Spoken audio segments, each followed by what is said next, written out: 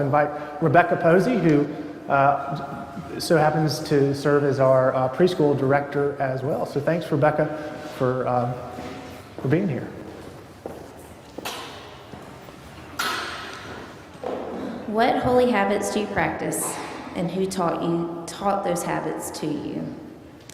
The house I grew up in had woods behind it, and there was an old train track that ran through them that created a path perfect for walking a wild black lab named Katie, something my mom did just about every day. Looking back, I realized that she probably used that time to think and reflect and talk to God.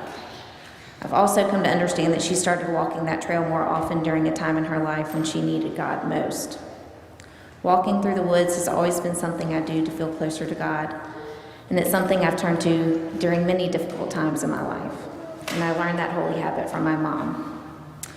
I watched my mom practice many holy habits, like how she read forward day by day each morning when she drank her coffee. She journaled, read prayers, and she consistently served in our church. I watched as she served as a chalice bearer and subdeacon during our Sunday services. She served on rector search committees, the church vestry, the altar guild, and held many different offices for the Mississippi Diocese. Giving her time to the church was always a priority, and I was quietly watching all of it. When Ryan and I moved our family to Birmingham 3 years ago, one of our priorities was to find a church home. We had left a church in Louisiana that we adored.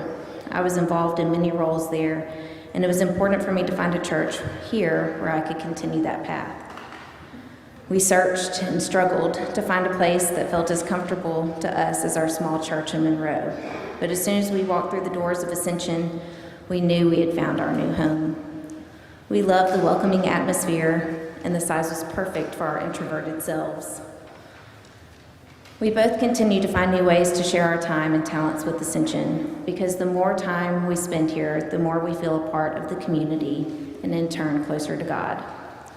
Of course, through my work as the preschool director, I get to share my time here a lot. And sometimes, if I'm honest, that can be a bit overwhelming. Sometimes it's difficult to distinguish my work life from my church life, but sometimes that's not such a bad thing either. Last year, my daughter Anna Dean was learning remotely in my office, and there were many times when we were, quite frankly, at each other's throats. We were both feeling lost in a strange new world. While she was feeling isolated from her friends, I was longing for those chances to be a bit isolated from my children. One day it hit me. We had lost focus on practicing our holy habits. We needed that walk in the woods. And here we were on this beautiful campus with the creek running through the trees.